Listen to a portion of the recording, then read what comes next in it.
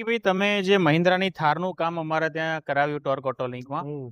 તો તમારો સર્વિસનો એક્સપિરિયન્સ કેવો રહ્યો?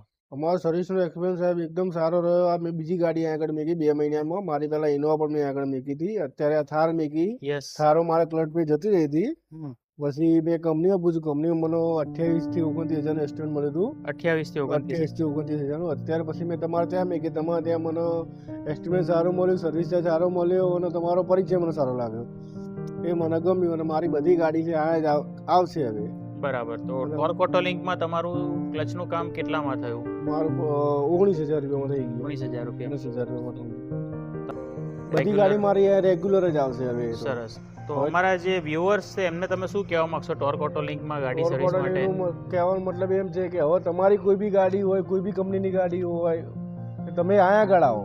તમે કંપનીમાં ના જશો. કંપનીની વસ્તુ જ આમને યુઝ કરે છે, બહારની કોઈ વસ્તુ યુઝ કરતા નથી.